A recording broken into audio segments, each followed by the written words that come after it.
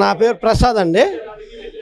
విజయవాడలో ఆటో కార్మికులు అనేవాళ్ళు ప్రతి ఒక్కళ్ళు గత ప్రభుత్వం 3 రాజధానులు అంది, ఈ ప్రభుత్వం గెలిచింది, ఒక అమరావతిలోనే రాజధాని కడుతున్నారు, విజయవాడ గుంటూరు జంట నగరాలు అయితే విజయవాడలో ఉన్న ఆటో కార్మికులు కిరాయిలు పెరుగుతాయి అని మేము చాలా ఆనందించామండి. ఈ బొల్లు మాటలు చెప్పేవాళ్ళు వచ్చేసి అసలు ఆటో కార్మికుల మీద ఇంతలా పెద్ద రాయేసి బస్సులు పెట్టుకు వాళ్ళ ప్రయోజనం కోసం బస్సులు పెట్టుకొని ఆటో కార్మిక కుటుంబాలన్నీ నాశనం అయిపోయేటట్టు చేసిన ప్రభుత్వం ఇది. ఈ ప్రభుత్వం మమ్మల్ని ఆదుకోవాలని మేము ఆశిస్తున్నాం. ఏమండి, ఆటో కార్మిక టైర్ కొనాలన్నా, ట్యూబ్ కొనాలన్నా, ఆటో మెకానిక్ దగ్గరికి వెళ్ళినా అన్ని రేట్లు పెరిగినాయి అన్నారు. మా ఆటో కార్మికుల సంపాదన 500, 400 కంటే ఎక్కువ తోలలేకపోతున్నాం. దాంట్లోనే గ్యాస్ తీసుకోవాలి, దాంట్లోనే కిస్తీ కట్టుకోవాలి, దాంట్లోనే కుటుంబాన్ని పోషించుకోవాలి. ఇలాగ మేము చాలా యాతన పడుతున్నాము.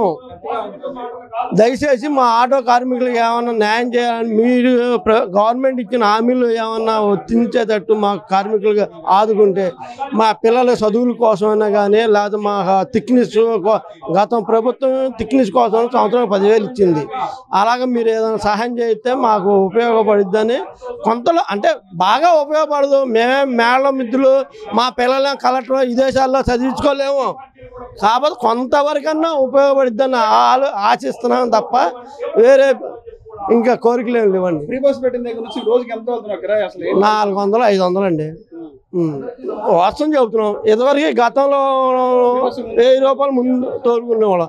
ఆ 1000 రూపాయల్లో 200, 300 గ్యాస్కి పోయాయి. కిస్తీ కట్టుకునే వాళ్ళు కుటుంబం కోసం పోషించాలి.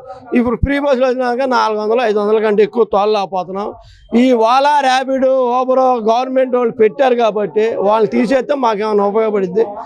అది కాకపోయినా మళ్ళీ విజయవాడలో ఉన్న ఆటోలు కాకుండా అవుట్ ఆఫ్ అంటే 2002లో విజయవాడలో ట్రాఫిక్ ఎక్కువైపోయింది. ఆటోలు ఆపేయాలని ఆపేశారు ఆ రోజుల్లో. మళ్ళీ ఇప్పుడు బయట ఆటోలు కూడా తిప్పుకోవచ్చు అంటే ఆ మాట వాళ్ళే గవర్నమెంటే చెబుతుంది, ఈ మాట గవర్నమెంట్ చెబుతుంది. ఆ బయట ఆటోలు తిప్పుకోవాలనుకున్నప్పుడు విజయవాడ సిటీలో ఉన్నప్పుడు ఆ ఆటోలు ఎందుకు ఆపాలి? ఆపకూడదు కదా. మరి ఇప్పుడు బయట ఆటోలు కూడా తిప్పుకోవచ్చు అని ఎందుకు చెప్పాలి? అంటే నరానికి నాకు లేనట్టు ఎటు పడితే అటు మాట్లాడతాం కాదు.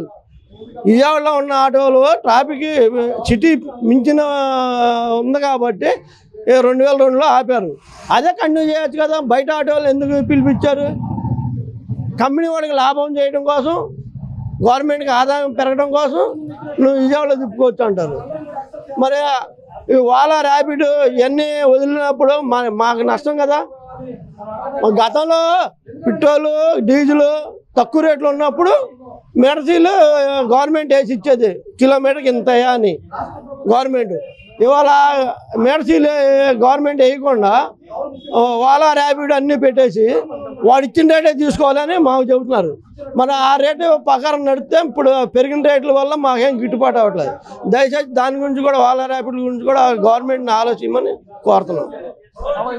ఏదో చెబుతూ ఉంటారండి, వాళ్ళ గవర్నమెంట్ వాళ్ళని మెప్పు పొందుకోవడం కోసం ఏదో చెబుతూ ఉంటారు. నిత్య జీవితంలోకి వచ్చి చూస్తే కదా తెలిసేది.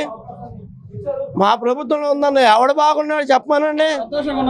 అదే ఎవడు సంతోషంగా ఉన్నాడు, వాడు వర్గాలు సంతోషంగా ఉన్నారు, ప్రజలందరూ సంతోషంగా లేరు. ఆటో కార్మికులు అందరూ సంతోషంగా లేరు.